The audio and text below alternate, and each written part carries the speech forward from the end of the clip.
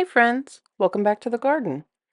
On the day that I recorded this, it was a wonderful 76 degrees here in Zone 7A in western Kentucky.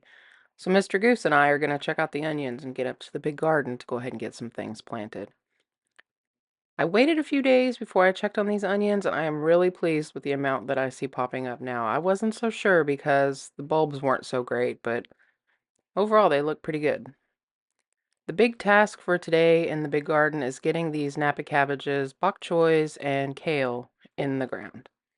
The first thing I'm going to do, though, is go ahead and put down some bone meal and a little bit of blood meal to freshen up this bed a little bit. This is new soil, but brassicas are pretty heavy feeders, so I figured it can't hurt, right? Just a little sprinkle, not going overboard or anything.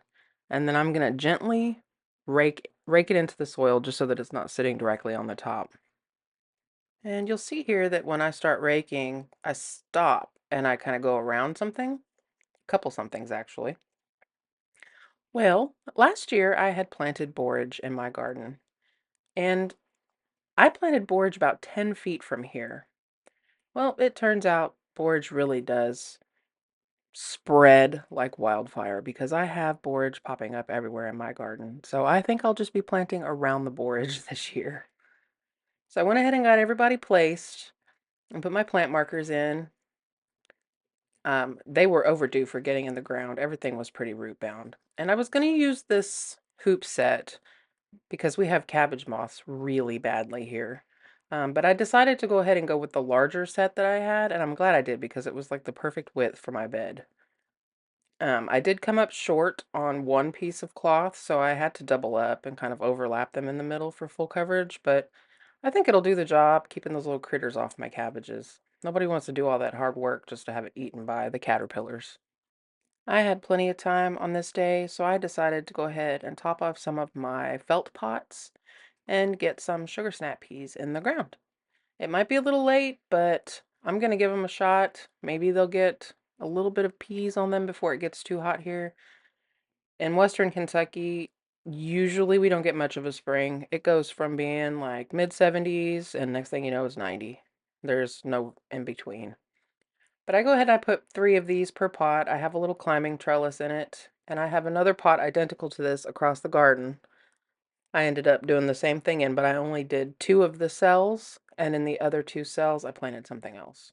So I get all these guys in, give them a good water, and move on to other things. My garden looked so nice on this day, and then the very next day I went up there to water, and my entire garden is just covered in helicopters from the maple trees. So I'm gonna have to go up there with the leaf blower and blow all of that out of my flower beds so that I'm not pulling up baby trees all summer long. It is a mess. It was like every maple tree dumped all at once. In that other pot, I said I did 2 of the cells with more sugar snap peas. And in this one, I'm doing some lettuce, just like a little fancy lettuce. I'm putting a lot of seeds down because if it comes up, I just want to be able to like cut and come again for salads when we need them or sandwiches or whatever. I did another variety in the pot right next to it. These are those seeds that I picked up when I was at Lowe's. Um, they may not come up. They may come up. We'll find out. You'll never know if you don't put the seeds in the ground. And this was that other variety. Salad bowl, I guess. And in this center bed, I went ahead and topped off 2 of the cells, and I'm going to plant some French breakfast radish and some champion radishes. The champion radishes are from about 2 years ago, so they may not even come up, but I want to just go ahead and use up the seeds so at least I can say I gave it a try. And if I'm able to get at least one radish harvest, since I'm getting such a late start this spring, that'd be fantastic. And then I'll plant some more at the end of the summer. I'm just sprinkling them on, patting them in, lightly covering them with dirt, and watering them in really well. And I'll come out and thin them if I have to. I went ahead and watered in that other bed. And then I spent about 30 minutes dumping the rest of the soil in all of the beds. It still needs to be smoothed out, and I still need to put some fertilizer in them. But at least this way I know how many more bags of soil I need to finish off my garden beds. I still have some in the shed that I emptied last year, so On to the inside plants. I did go ahead and cave and try to germinate some more ground cherry seeds. We'll see how that plays out. Everything looks really good in here. It's all eager to get in the ground. In fact, I had a surprise. All three of the tomatillo seeds I planted came up, so I am super stoked about that.